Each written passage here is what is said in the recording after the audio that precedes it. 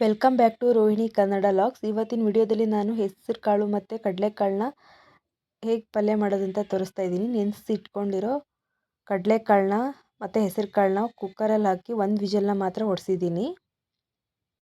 ಒಂದೇ ವಿಸಿಲ್ಗೆ ಬೆಂದೋಗ್ಬಿಟ್ಟಿದೆ. ನೆಕ್ಸ್ಟ್ ನಾನು ಒಂದು ಬಾಣಲಿಲಿ 2 ಟೇಬಲ್ ಸ್ಪೂನ್ ಆಗೋಷ್ಟು ಎಣ್ಣೆನ ಹಾಕ್ತಾಯಿದ್ದೀನಿ. ಎಣ್ಣೆ ಚೆನ್ನಾಗಿ ಕಾದ್ಮೇಲೆ ಅದಕ್ಕೆ ಸ್ವಲ್ಪ ಸಾಸಿವೆನ ಹಾಕ್ಕೋಬೇಕು. ಹಾಗೆ ಒಗ್ಗರಣೆಗೆ ನಾನು ಒಂದು ಈರುಳ್ಳಿ, ಜಜ್ಜಿಟ್ಕೊಂಡಿರೋ ಒಂದು ಬೆಳ್ಳುಳ್ಳಿ ಮತ್ತು ಒಂದು ಹಸಿಮೆಣಸಿನ್ಕಾಯಿ, 2 ಒಣ ಮೆಣಸಿನ್ಕಾಯಿ, ಕರಿಬೇವು ಸೊಪ್ಪನ್ನ ತೊಗೊಂಡಿದ್ದೀನಿ. ಇಷ್ಟನ್ನು ನಾನು ಬಾಣಲಿಗೆ ಹಾಕಿ ಫ್ರೈ ಮಾಡ್ಕೊಳ್ತೀನಿ.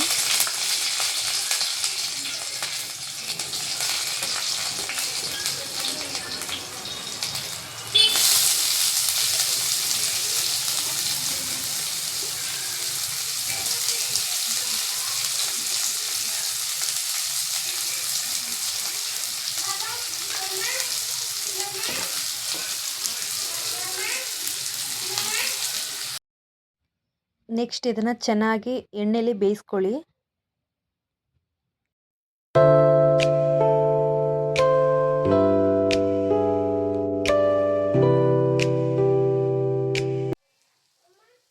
ನೆಕ್ಸ್ಟ್ ಇದಕ್ಕೆ ಸ್ವಲ್ಪ ಅರಿಶಿನ ಪುಡಿನ ಹಾಕಿ ಮಿಕ್ಸ್ ಮಾಡ್ಕೊಳ್ತಾ ಇದ್ದೀನಿ.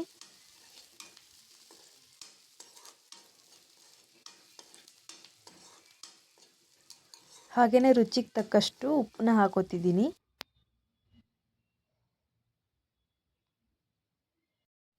ಇವಾಗ ಬೇಯಿಸಿಟ್ಕೊಂಡಿರೋ ಕಾಳನ್ನ ಬಾಣಲಿಗೆ ಹಾಕಿ ಎಲ್ಲ ಚೆನ್ನಾಗಿ ಮಿಕ್ಸ್ ಮಾಡ್ಕೊಳ್ತೀನಿ.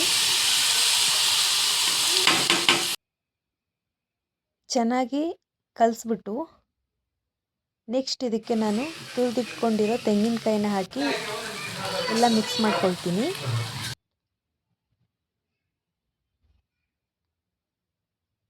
ಚೆನ್ನಾಗಿ ಕಲಸಿದ ಮೇಲೆ ಸ್ವಲ್ಪ ಕಟ್ ಮಾಡಿ ಇಟ್ಕೊಂಡಿರೋ ಕೊತ್ತಂಬರಿ ಸೊಪ್ಪನ್ನ ಹಾಕಿ ನೀಟಾಗೆಲ್ಲ ಕಲಿಸ್ಬಿಟ್ರೆ ರುಚಿಯಾದ ಕಡಲೆಕಾಳಿನ ಪಲ್ಯ ರೆಡಿ ಆಗುತ್ತೆ.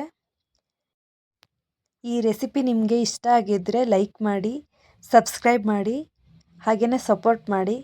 Thank you for watching.